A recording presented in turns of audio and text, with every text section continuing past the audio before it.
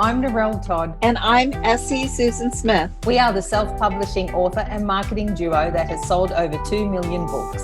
But we didn't start out knowing how to sell books. Fast forward past many failed promotions and a lot of lessons learned, you will see how we went from self-publishing newbies to hitting the New York Times bestsellers list and making the USA Today bestsellers list 19 times and counting. We created the Get My Book Out There podcast to give you simple yet effective marketing strategies to increase readership and book sales, so you know what to do, when to do it, and how to do it, as well as some tips for staying mentally and physically well. Let's get started. I know people are going to be really interested in today's session because we're talking how to sell full-priced books. And Who doesn't want to sell their book?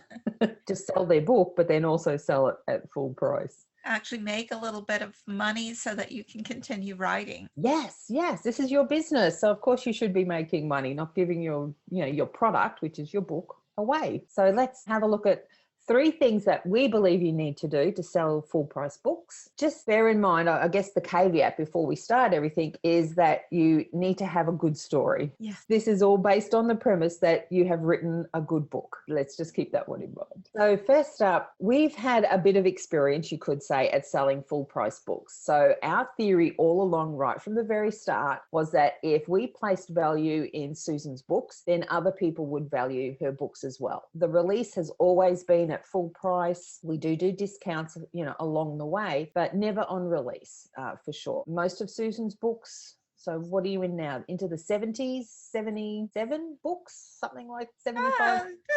That or 80 plus. You would think I would know because I was working on copyrights today and I haven't a clue. I just know that as I was going down the list, it seemed very, very long. Yes, whenever we have to make a change to all the books, it's like, is there an end?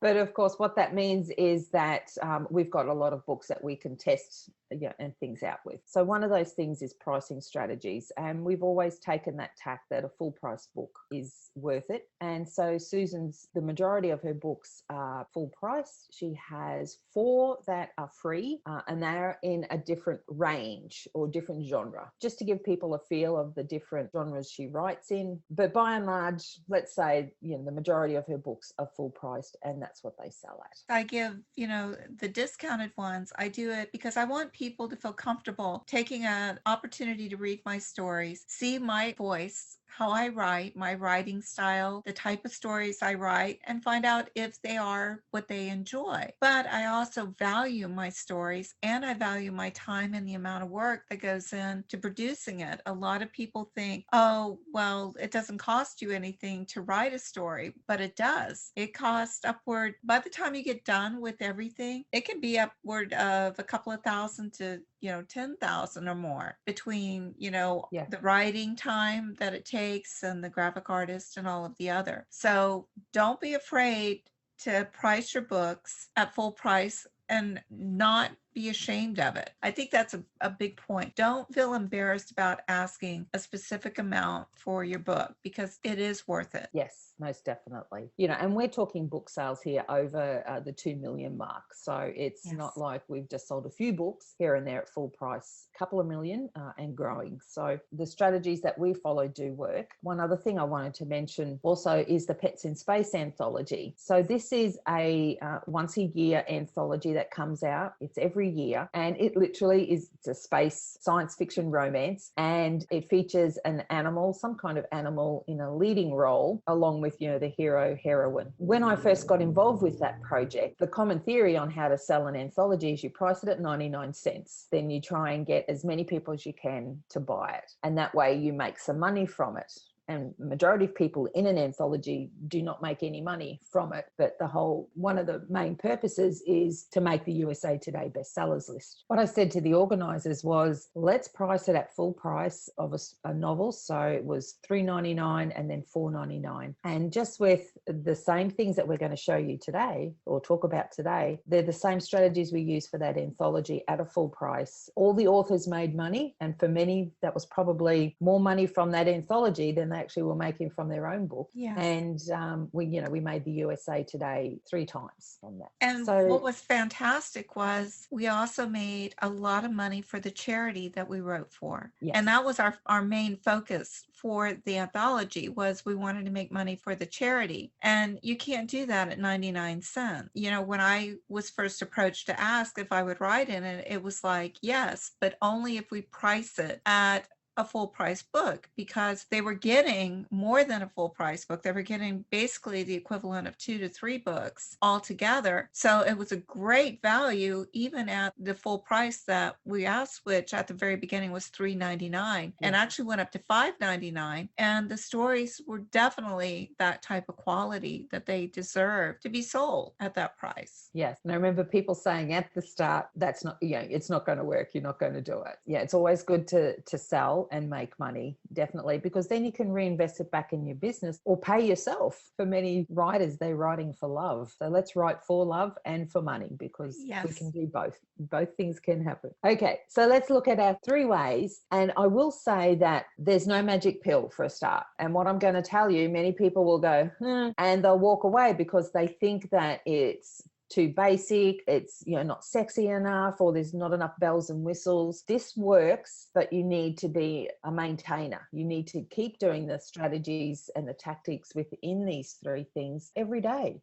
And that's what makes the magic happen. There is no quick way to this. And if there is, would be an outlier more than the norm. So just keep that in mind as well. If you're thinking, but such and such did it, there may be a specific reason for that. So for the rest of us, how do we sell books at full price? Firstly, I'm going to suggest to you that you need to get people interested in your books. So, and the one way to do that is through a freebie offer, or a price discount. So that would be just taking one of your books and offering it for free. Could be like a lead magnet to your newsletter, or it could be, your price discounts. So you may say drop it from $4.99 down to 99 cents, run a promotion for it at the various promo sites or a book club ad, something like that, Facebook ads, so that you actually are getting people's eyeballs on your book. And once they realize that they like your stuff, they're then going to come and seek you out. But you've got to get them first. So it's that attraction, and we can do that through a freebie or a price discount.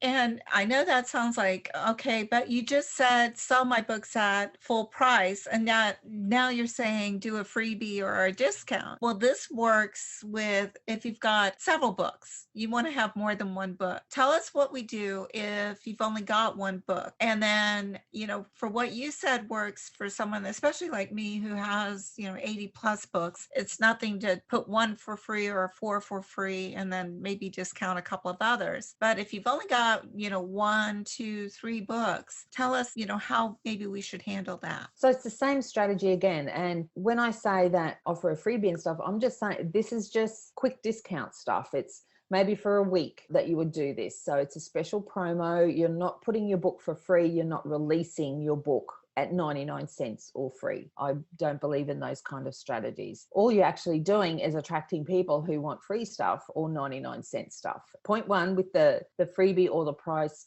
promo discount. If you've only got 1 to 3 books out, then you would choose your first book if they all relate to each other. If they're 3 individual books, then you can do the same price strategy across all 3 at different times. So what you want to be doing is just having your books at say 3 books at full price, and then every, say, second month, you drop one of those books and you do a price promo for 5 to 7 days, 10 days, no more, no longer.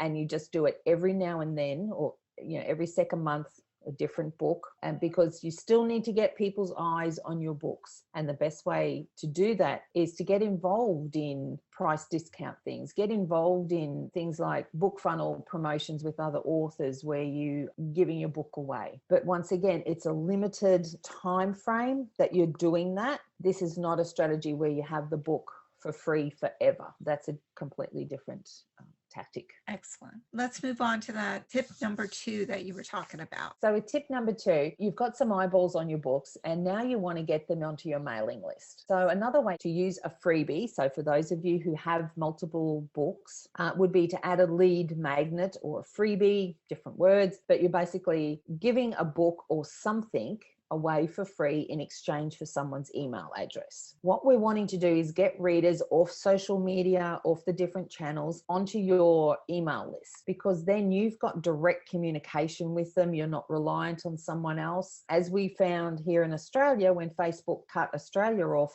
at the beginning of 2021, authors no longer had their author pages or their groups. They couldn't share in any kind of information with people. And that went on for a week before the powers that be sorted, things out. But what it was such a real eye-opener, I think, for many who didn't realize how much of their contact with people was on other people's real estate. So, on Facebook, on Twitter, on, wherever else. They have no control over that. So if you get locked out, you don't have access to those people. You've put all of the control into their baskets instead of having it in yours. Yes. And that's what your email list does, is give you the control to contact readers who have said that they're interested in your book. Building that list is important. And one way to do that with readers is obviously by offering a freebie. For many people, that's a book. You offer it for free, hop on my mailing list, and engage with them through email. Now, if you've only got, that's good if you've got a lot of books, you can offer one book. And once again, I'm not contradicting what I've said before about selling at full price.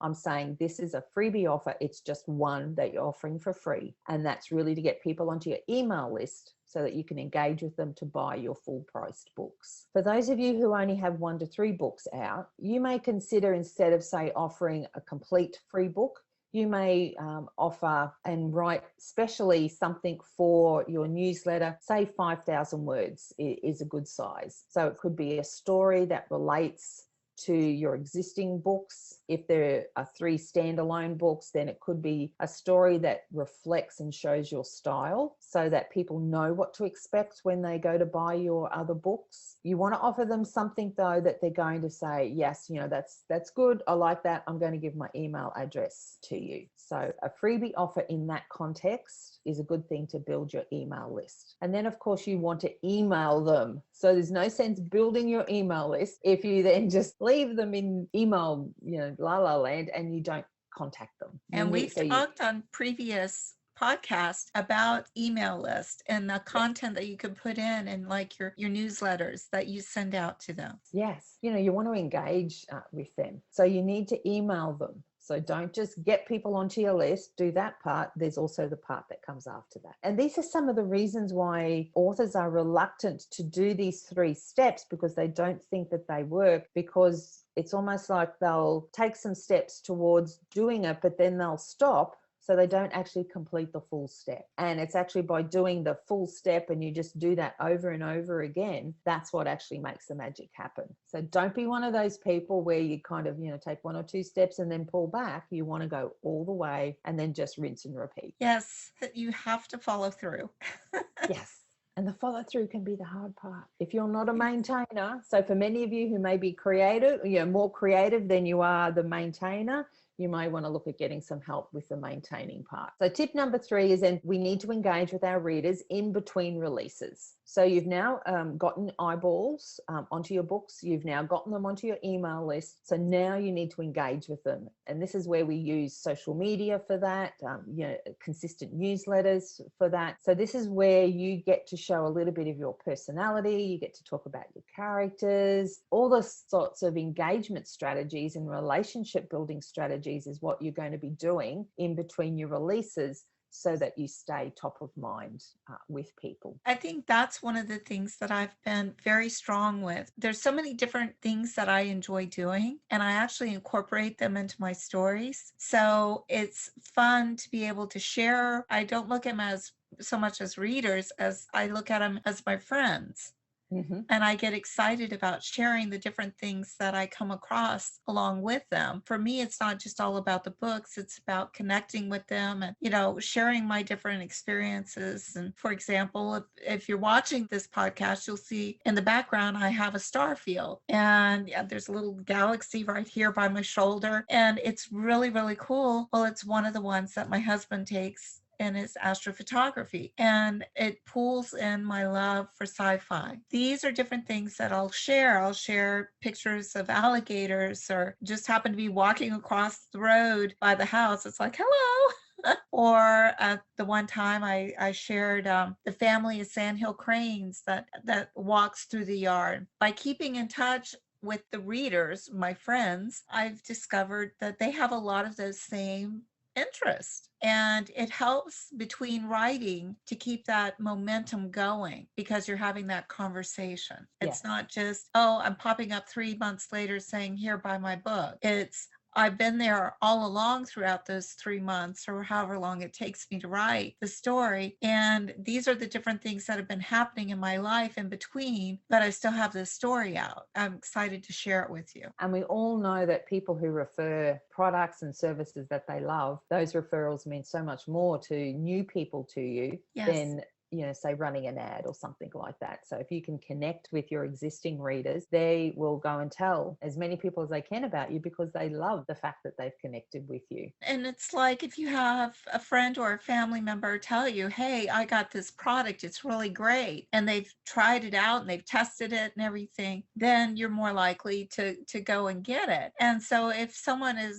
who has sat down and read your book, and they're more likely to go tell 1, 5, 10 people. And you've got to remember, for every person that they tell, that person, there's a good chance that they're going to go tell somebody, and those people are going to go tell somebody. That's how it grows exponentially. And then they get curious, or even just, oh, I heard about this person, let me go look them up. They come to your website while they're sitting in the car or waiting in line, and it's like, oh, well, I can get this freebie, if I sign up for their newsletter, let me sign up for it and I'll read this story. And then if we come all the way back to the very beginning where we said it's crucial to write a really good story, then you've got them, where they're going to be there for you and you're going to be there for them. And while ever people are continually buying your books, it helps with Amazon's rankings as well. Not that ranking is the be all and end all, but it does mean that their algorithms will treat you differently. And if they can see that people are buying you consistently, then you move up. They will show you on their various products, they'll recommend you.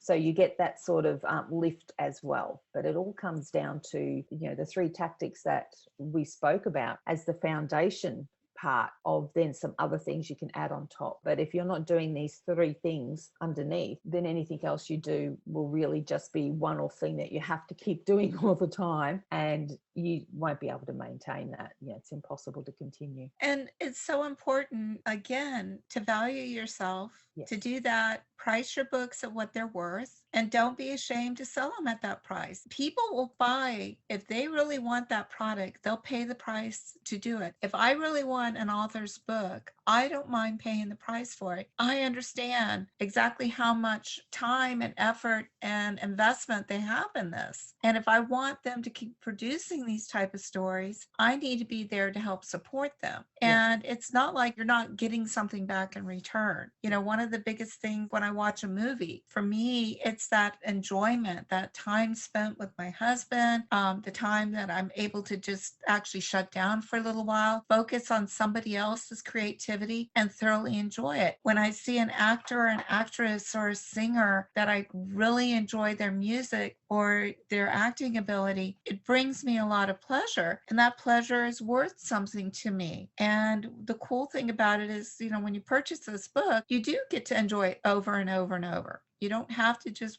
enjoy it that one time. So there's our ideas on how you can continue to sell full price books. We hope you put the 3 things into place, because they will actually help you not only sell but also continue to sell at full price. Right, well, let us know your thoughts and your comments so that we know if we're on the right track. If you want more of this or you want to hear something else, do let us know. We're interested to hear from you. And if you have any questions, don't forget to reach out and let us know that so that we can address them in later podcasts. Absolutely. Right, well, we're going to head off. Thanks, everyone. Bye. Hey, thanks for joining us today. We've got way more information we want to share with you to increase your book sales. So please come and join me at facebook.com. Get my book out there.